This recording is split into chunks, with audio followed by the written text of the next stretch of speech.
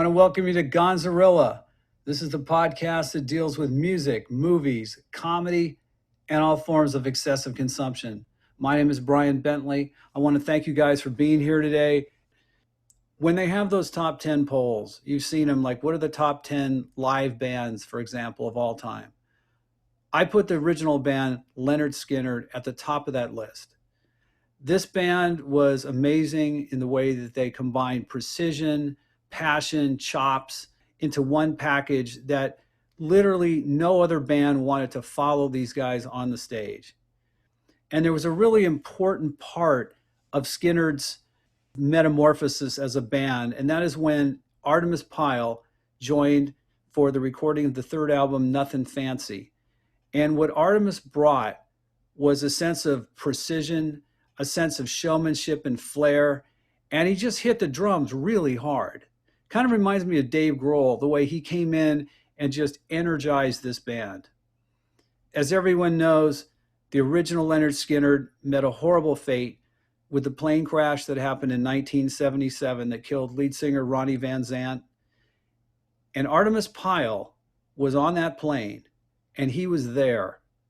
So Artemis decided to put together his own account of what happened, got together with some producers, and what they came up with was a truly exceptional document that focuses on the last few days of the original band's existence. The movie's coming out on DVD and video on demand on June 30th. It's called Street Survivors, the true story of the Lynyrd Skynyrd plane crash.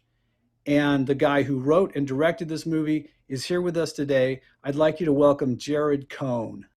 Hey guys, thanks so much for having me. So with the street date coming up next week, are things pretty crazy around the office right now? It's been pretty crazy because, things are, because of the coronavirus, people are doing things a little bit differently.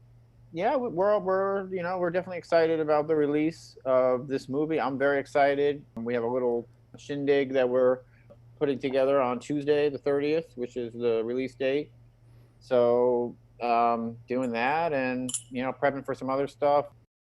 I saw the Real Awards. There's a clip on YouTube where you guys are describing what it took to put together this movie. Can you talk about just the genesis and how it happened, how you got in contact with Artemis and how this whole thing came about? The main driving factor and the person who I owe it all to is Brian Pereira, who is the CEO of Cleopatra Records, also known as Cleopatra Entertainment. He's a genius man, businessman, and his label, Cleopatra Records, signed Artimus Pyle's band, the Artemis Pyle Band, which is very much an active band that they played the Lynyrd Skynyrd songs very well. They got to talking, and I had done music videos and movies for Brian as a director, so he knew my work, and I was honored when he asked me to be a part of the project. And of course I said yes, because I'm a Lynyrd Skynyrd fan. I didn't know much more about them than, the hits. And of course, Sweet Home Alabama, Freebird, Tuesday's Gone. But beyond that, I was sort of like a bar fan, but I was like, yeah, heck yeah, Lynyrd Skynyrd, of course. Let's make a Lynyrd Skynyrd movie. I wanted to ask you, what was it like? I assume there was early production meetings with Artemis. I mean, how did those go? What kind of stuff did you guys talk about? Oh, when I first met Artemis, it was a very sort of general. We sort of like worked our way from the outside in terms of getting the story from him, and it was great, because he's got a real presence, and it really worked out. Who knows how it could have went really badly, but it went really great. I thought that it was interesting. The casting was quite amazing. Where did you find Ian Schultes? Because I heard he was a professional football player, and he's super athletic. Professional football player in Germany at one point, and he looks like Artemis. And I assume, is that his real hair? Because that hair was incredible. This is real hair. Yeah, he looks exactly like a young Artemis Pyle, it was great. He was perfect for the role, without a doubt. As soon as I saw him and he walked through that door, I was saying to myself, please be a good actor. Please, because you look exactly, it's like you got the role, just be good. And he was. That worked out. So it wasn't a long casting process or anything. It was pretty much like when you saw him, you go, "That's the dude." No, for him, I mean, we had numerous days of casting. So, the way you have auditions is, you have 3 or 4 days of auditions where you see people from, whether they submitted themselves or their agent or a manager, or however they found out about the casting notice, so to speak. And then they come in through the door, and you sit there, and it's that awkward sort of thing where you're sitting on one side of the table and the actor is on the other side of the table. And of course, you want them to do good. But we got really lucky. We got some great people came in, some tough decisions. Did you feel a sort of pressure? I mean, because the Skynyrd contingent is legendary. The fan base is so loyal. Was there a special pressure? Did Artemis feel a special pressure? Because I know he's been trying to get this story out for a long time. What was the mood on the set? The mood on the set. Well, my mood, I can only really speak for myself. There, of course, it's like a pressure to that we maintain integrity and respect to the story. My mood when I'm on set and working is I exert a lot of energy, which can sometimes be a good thing and sometimes can be a bad thing. The hard part about this, I mean, to me, because of the depth of this subject matter, that it would be difficult to get everything. I mean, if you tried to do a documentary on the band, because what you've done is a recreation, with actors playing the roles, it would have been 5 hours long. So I like the way you guys concentrated on the relationship between Ronnie Van Zant and Artemis Pyle and focused the movie on those last couple of days. And I think that's what gives it strength, is that it's nice and focused. It's not this is a biopic about Lynyrd Skynyrd. It has elements of that, but at the end of the day, it's focused about the plane crash. Yes, you see the band interacting with each other, and the relationship between Ronnie and Artemis are at the core, and Artemis and his wife at the time. But in the aftermath of the plane crash, so it's an unorthodox biopic because it's told from the drummer's point of view, and most movies that feature rock stars, music biopics, they're the lead singer, Elton John, Freddie Mercury, the Doors, you're on Jim Morrison, but right. And the drummers are usually like in the movie, but they have a few lines here and there, and maybe play a small role. But this is Artemis' story. It's he is the street survivor. Yeah. I kind of feel as if that Artemis, I've been a fan of the band for years. At one point, I was even thinking of putting together an actual Lynyrd Skynyrd podcast. I wasn't sure if I wanted to go to that specificity, but Artemis has he's had a tough road to hoe because he's been up against the power base of the band, so to speak, which is Gary Rossington, the original guitarist, and Judy Jeunesse Van Zant, the widow of Ronnie Van Zant. And I know that Artemis has just struggled to get this story out. Can you talk about some of the legal roadblocks that you guys had to go through and some of the stuff that they kind of pulled? And I understand you actually had this case. They tried to block the film because the only song that's in the movie that's used is Call Me the Breeze, which is written by J.J. Cale. But I hear this went all the way to the federal court. Yeah. They really Judy Van Zant did everything she could to try and stop us.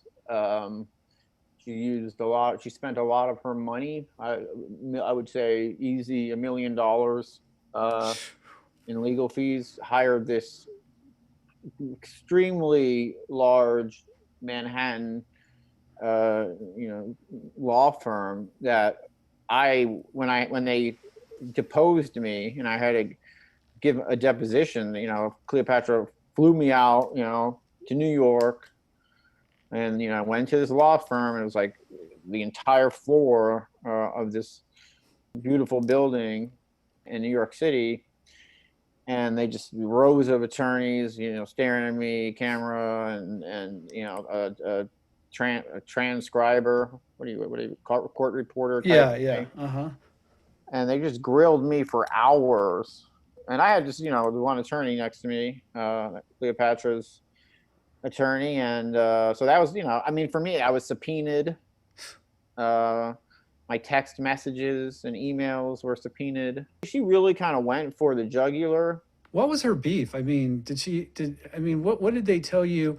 Because I'm just guessing as a fan, but I wouldn't think that Ronnie, if he were still here, would have a problem with it. No. Well, here's the thing: the beef is between Judy and Artemis. Artemis never did never did a proper record deal with the record label. He just did a handshake deal with Ronnie, and that was good enough for Artemis, because he was a man of his word, very integrity. He didn't believe in system of things. He believed in a handshake deal with my best friend is all I need. And so when the plane crashed and Ronnie died, unfortunately, first of all, the medical bills, they didn't want to pay for Artemis's medical bills. And, he had just got shot and survived the plane crash. And so he needed, medical attention, surgeries and whatnot.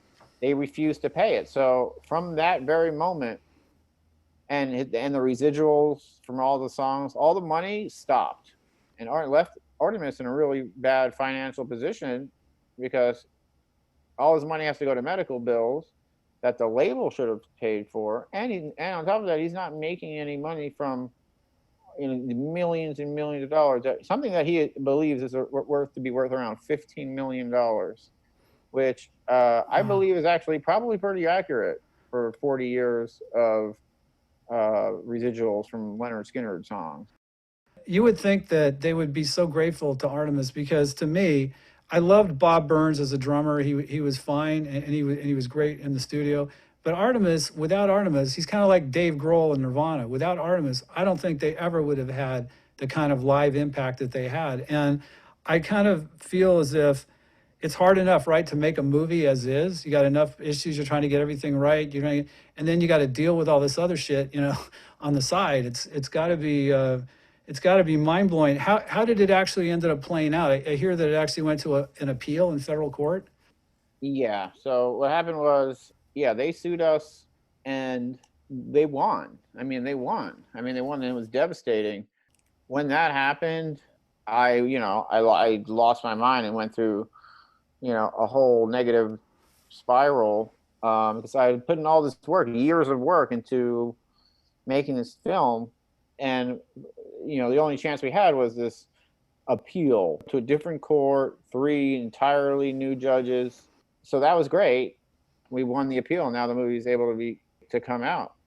I was curious, when you were doing the research for the film, for the plane crash, and what sort of sources did you use? I know that former road manager Gene Odom had a book. I read that book, and because it's been written up and it's been talked about, but there's a lot of other little details that went on in that plane crash. The things like Ronnie falling asleep and having to be woken up and then put back in a seatbelt, and then I don't know if he took the seatbelt off, but there was a lot of technical stuff. Was that all through Artemis, or was there any other sources that you used? Well, I read everything. I read Gene's book, Ron Eckerman's, and all the documentaries. So I did everything I could. I read, and I worked with Dean Goodman, the rock and roll historian, who wrote Artemis's book, which just came out. Street Survivor, Keeping the Beat in Lynyrd Skynyrd, by Dean Goodman. Great. Would you say that it's a fair statement to say that Artemis is one of the nicest, most polite people you've ever met? He's just a real sensitive guy. Oh yeah. He's a great guy. I owe him a phone call. Super great guy. He's a Marine, and just talented, rock and roll Hall of Faming. drummer, top man. I actually think he tried his best to save Ronnie. I think something I read was that he tried to bring him to the back of the plane and Ronnie just shoved him off and went right up to the front. And it was so unusual in that plane crash. Just the pilot error was obviously horrible that they were low on fuel, and instead of transferring the fuel, they dumped the fuel out of the good engine. And they made just a ton of mistakes. But I was thinking about the fact that in some ways the lead pilot, Walter McCreary, was kind of a hero because people don't realize that 21 out of 25 people survived that flight. And they say that nobody should have survived that flight, that it was that No, bad. I mean, I don't know if I would call the pilot a hero. He should have been more on top of. Not, I'm not saying he's not a hero, but you got to check the your plane out. Oh yeah, I mean, yeah, they went on gauges, right? Am I correct that we're Yeah, incorrect? Yeah. I mean the pilot back in those days was a different day, so I don't really know. But if it was pilot era and it was co-pilot era, he tried to save his life. He tried to, he did the best he can, but they ran out of gas. But once he ran out of gas, there's no heroic thing. You're gonna try and land that plane Yeah. as best as you can, and anyone would have done. There's nothing. He didn't make any sacrifices.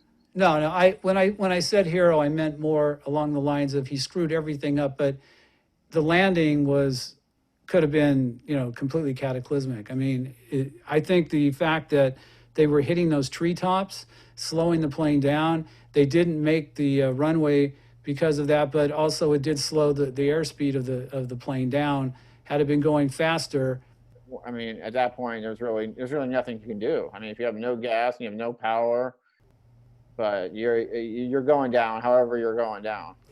you mentioned in the film that they put the landing gear down too soon, which actually created more drag on Yeah, the plane and slowed it down even more. You mentioned in the film that Aerosmith's management, that's pretty well known, had turned it down. I also heard that Styx, the band Styx, had flown on that thing and thought it was just a nightmare and told everybody, and stay away from the plane. You also chronicle, unfortunately, Cassie Gaines and how she did not want to get on the plane. I heard that they almost dragged her on the plane. I mean, that was a story I heard. I don't know how accurate that is, but I never heard this thing about the sticks. Styx, yeah, Styx, I mean, where'd you hear yeah. that from? I never. It's just it's something that you watch the amount of documentaries that I've seen and everything. It's something that I've heard that there were other bands that had prior experiences with the plane, and that Styx had flown on it, and it like started spewing, stuff out, backfiring and stuff, and that they didn't want any part of it. So it was Ronnie had this saying that he said, "When it's your time, it's your time," but. It, I don't think there would have been a problem without the massive pilot error. Yeah, I mean that's interesting. See, it's like it's still to this day. I've talked to a lot of people. A lot of people, know the story really, really well. Even Artemis. I mean, then again, like sometimes you'll hear a new thing. Like if I would have known that, like that would have been something that would have found its way into the movie. Like that's something I've never heard before. Another story I heard that was that one of the reasons at first it was very difficult to identify the passengers or the people on the plane, and it was because they had been playing poker and they had taken all their wallets out. So when the plane crashed, the wallets just went all over the place. That's another, you hear these things, and that might have been out of Gene Odom's book. I don't know, but Gene Odom is I know he's out there and doing his thing with Lynyrd Skynyrd, but he's profiting as much as he can. yeah. He's written numerous books, video documentaries, and like he's branded himself as this sort of, in a way, him and Judy Van Zandt are, doing similar things, making their living by profiting off of this thing. And Judy, I understand, because yeah, she has the music, so that's good, because the song should be celebrated. But if you're just going to keep writing books about how you're best friends with Ronnie and you miss him so much and the crash, like at some point, where do you say you're exploiting the death of your friend? Let me just say this: like had to pick between I trust more, Gene Odom or Artemis Pyle, I would absolutely select Artemis Pyle. Yeah, I agree. I mean, Gene has said a couple of things about Artemis that I can't substantiate, but he's he talked a says a little lot of smack. things. Yeah, he's talked a little smack about it. Gene's with Camp Judy, and I guarantee you they've had some sort of beef with each other because he's out there waving and shaking his books, and Judy is I can't imagine Judy is all peaches and cream with what Gene does. It's kind of strange how when somebody dies, I mean, I know the Jimi Hendrix estate had this issue, but when somebody dies, and Prince had the same problem where everyone started immediately litigating everybody. It's really too bad that seems to be a more common than not, that the survivors, they tend to set off against each other in blocks, and I think that's one of the reasons that Artemis is really beloved by people, because they kind of feel like he got screwed a little bit by the powers that be in the legal thing, and the guy's so sincere, and he's out there trying to get his message. But I'd like to talk about some of the technical stuff that you guys did to make that plane crash such a definitive statement. Can you talk about maybe some of the CGI and location and modeling and stuff that you guys did? Yeah, well, I mean that that was a great and huge team effort from our locations department, our production design, our visual effects department, art department, stunt department, of course, actors and cinema, camera. I mean, all departments came together, in terms of finding us a location, sourcing us plane parts, sourcing us a actual plane cabin cockpit that matches, sourcing like a real plane. We did have an issue, and there's people talking shit on the internet about the plane being, yes, it was a Convair, and we had a DC-3. That was the closest plane we could find, and it's the same airplane. One is just the military version of the 240 you're talking about. The 240, yeah, the Convair 240. We had a DC-3, and all the people out there are saying, "Oh yeah, I see in your, it wasn't a Convair." It's the closest thing. The reality is, we're an independent production, and it's very difficult on a low budget to source airplanes. Look, we marked it the same. We put the sticker on it. We paint. We did visual effects to it to make it. We did a lot of things. We dressed the inside as much as identical from every any kind of video or picture you can find online of what this plane looked like. But yeah, I mean, we used a DC-3. So anyway, it's a combination of you do what you can. It's a limited budget. We're not Universal Pictures. Yeah, this isn't the Queen or the Elton John movie. You guys have to work within budget. Yeah, exactly. And it's like, oh, why don't you have the hits, music? Well, it's the rights. It's the rights thing. Judy Van Zandt, all that, everything I was saying before about her. But yeah, I mean, technically, we had a great cinematographer. I mean, I can get into cameras and lenses, but then it starts to get too boring.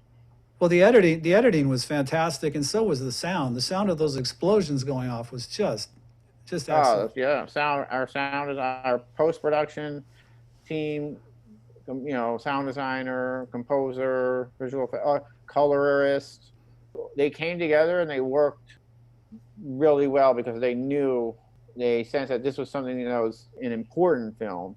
You get different work ethics sort of when you hire people. Even if it's for the same rate, same schedule, you just go, hey, we're making a movie about, hey, we're making a movie about zombies that kill teenagers in the woods. Okay, you'll get people to work on it, whether they're I've done plenty of those movies, but you do a Lynyrd Skynyrd movie and people are like, oh wow, that's awesome. I'm really, really proud to be a part of this thing. Just for anybody out there who might be listening to this and doesn't know what happened, Artemis had some broken ribs that were literally sticking out of his body, and he crawled out of the top of the rear end of the plane. had to wade through an alligator-infested swamp. And then when he finally found a farmhouse, some guy shot him in the butt or in the leg because he thought he was, in the arm, okay, because he thought he was a crazy, bloody hippie, which is what he looked like. But in fact, Artemis, very likely saved lives. And, he is definitely a hero of this story. And I kind of felt like just the entire time I was watching it, like almost like an action hero sort of thing. I mean, did you feel like he was he's such a physical actor?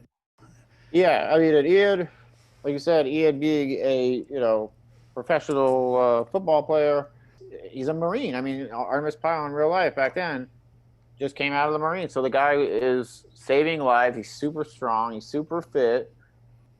He was riding in the back of the plane too. That's important, to ride in the back of a plane when it crashes. Yeah, I mean, Artemis Pyle is, to this day, he's ripped. I mean, he plays drums for a living, and he has been for like, 60. He's been playing drums for 60 years. He's Rock and Roll Hall of Fame. Yeah, he's ripped. No other instrument you get such a workout. Than playing the drums. I like the little part at the end where he was just jamming for some of the fans and stuff. Oh, and This great guy. I mean, you see how good he is in that little bit. Watching Artemis Pyle play drums is special. I want to ask you about a few business questions about like the distribution issue. I know how hard it is to get a movie sold outside of the standard studio system.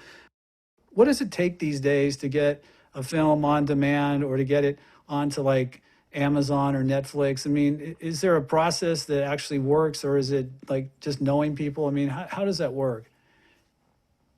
What you're asking about is it's a huge world, but to answer your question in a very simple way, it's very easy to get your movie on Amazon. That's fine. Are you going to recoup and be successful and get people to watch it and buy it? And that's a 3-hour panel about distribution and VOD and how to make money and how you should go about that. Yeah, that's long story short. You can get your movie on Amazon. You can put it yourself. You can self-distribute it. Your question is, once you start self-distributing it, how are you going to get people to make them aware? What about placement? Your movie's not going to appear on the home page of Amazon. People are going to have to search for it. I think what you're asking about is the significance of having a release, the rollout, to get so that your film succeeds and gets seen and purchased. And the answer to that question is, it's very complicated, but you gotta play by the rules. And on this one, this is a little risky. I mean, it's a risky thing, but I think time will tell. It's such a nice movie to look at. I mean, it's such a gorgeous film shot, I mean, like, I know I said this before, but the cinematography on it is just really good. And again, really riveting performance by Ian Schultes as Artemis Pyle. I had a question about how was it working with Cleopatra? I know their reputation as an indie label. Was this different to try to do a film through them? Well, I've actually done 3 other films with them. Okay. So and they're a delight. They're a pleasure. I adore Brian, and we hang out. We're friends. He's a great guy. So working with him has always been great. And I hope I hope I get to work with them again and make another movie. You guys also won a real independent film award for People's Choice. Yeah. That's kind of cool. I mean, so how does that work? People's Choice. Beautiful award they sent. They had a separate sort of voting situation. That's cool. Fits, because to me Skynyrd is like a people's band. I mean, people have spoken. I mean, People have spoken. It's kind of like. Long story short, I've been out here almost 20 years. We're grinding. So right. I've been here a long time. The only way to survive in Los Angeles in my opinion, is, you know, you gotta, your hands on numerous projects. You kind of gotta be, you gotta multitask. Yeah, I worked for years writing taglines for films. I worked on, I did the tagline actually for Blade and Dances with Wolves way back in the Oh, day. wow. And I worked with very small studios and large studios. I worked with, New Line and Paramount, but I would also work with smaller places. I had a really cool gig where I was doing all the coverage, writing, synopsis, and stuff. And I know that a difficult, it's a difficult market. I mean, when you go to a major market and you're trying to sell a movie and you're trying to get buyers and people to run it in their theaters or to buy it and stuff, there's a lot of pressure to sell it. That particular part of it is, like you said, a completely different discussion. I got to tell you, I'm really glad that this movie was made. And I think that Artemis should be proud of everything that he's put together here. And the funny thing about Skynyrd is they're so known for the plane crash. And if you look at the famous plane crashes that have happened, in the last 50, 60 years, Buddy Holly, Patsy Cline, Otis Redding, I think the Skynyrd plane crash is right up there for a story. And I think you really hit that story. It's a story of cultural and social significance as well. It was quite a job to put together. And I just wanted to ask you about you had an original score for that too, because that was quite good. Really talented musicians. Artemis's sons, you know, they're in a great band. Artemis's band. Pat Travers did rendition of "Call Me the Breeze." Yeah, I recognize Pat. I mean, yeah, he's great. yeah, Pat's a legend.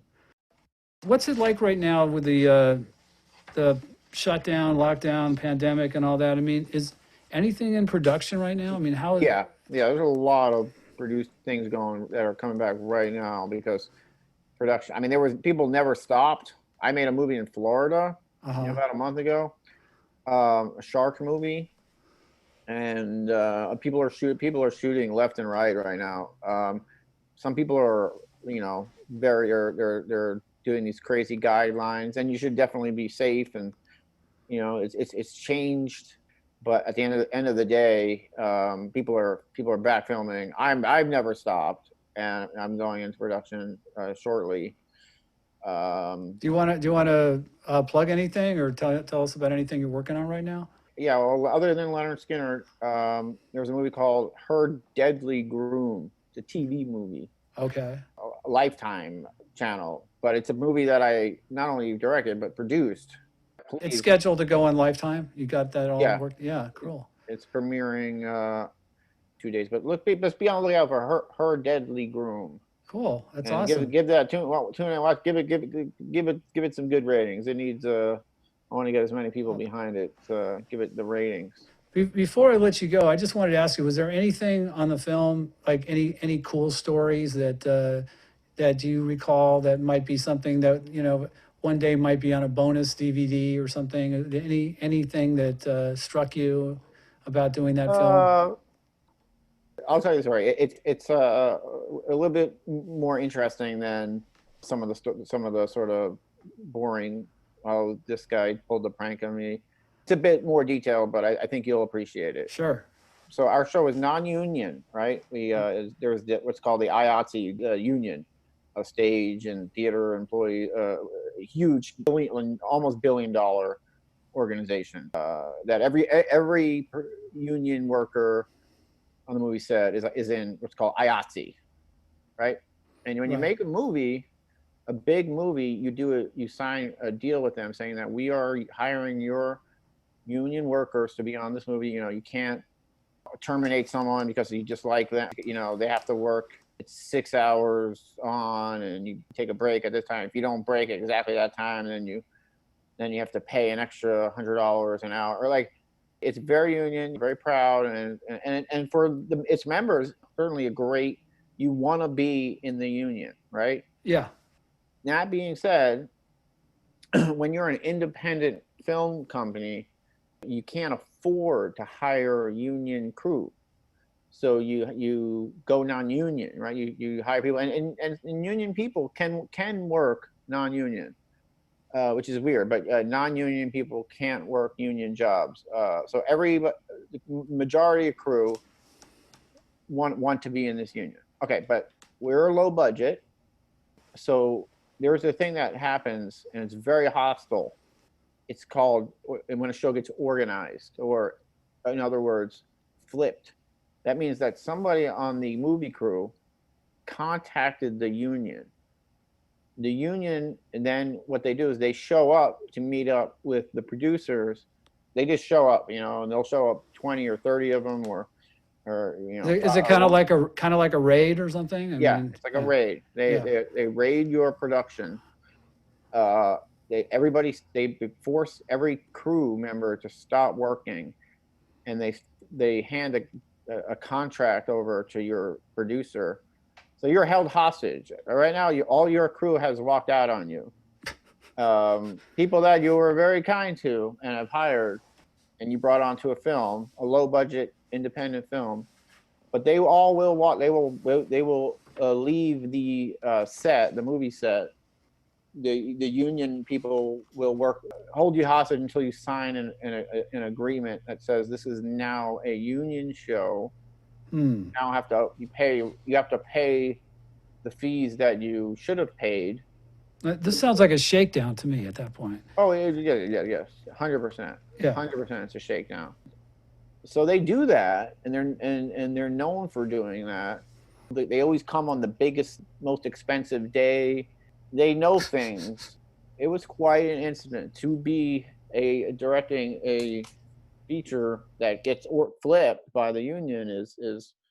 Did you guys, were you able to work that out, or did that severely impact the production? We worked it out. They got you by the balls. Right. You better work it out, or you don't, or you say, you know what, everybody go home. There was a story that the asylum bravely stood up. The union came. The entire crew walked.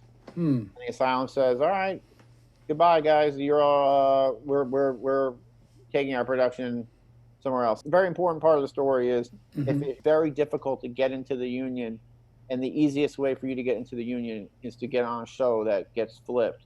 So a lot of those people are the ones that call it in.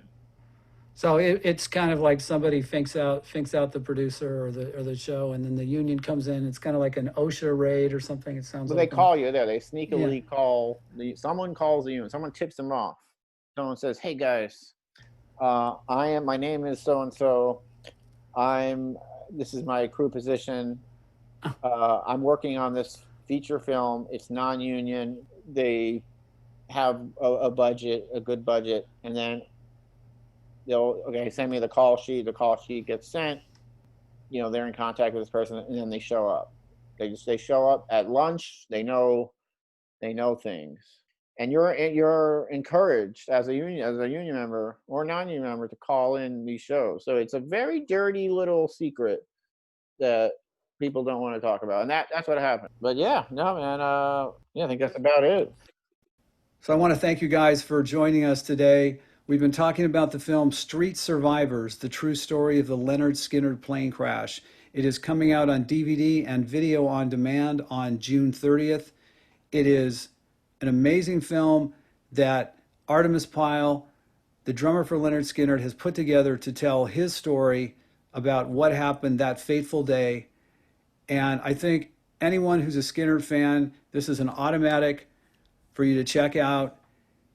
And I want to thank Jared Cohn, the writer and director, for joining me today to talk about this movie and to talk about a true gentleman and a rock and roll Hall of Famer, Artimus Pyle, a guy who's finally getting his story out there to the public. There's a lot of Skynyrd fans that will really like this movie. Well, definitely check it out. Sounds good, man. That was a good show. All right. Okay, Jared, thank you for being with us today, and good luck with all future endeavors. Thank you so much. I appreciate you having me on.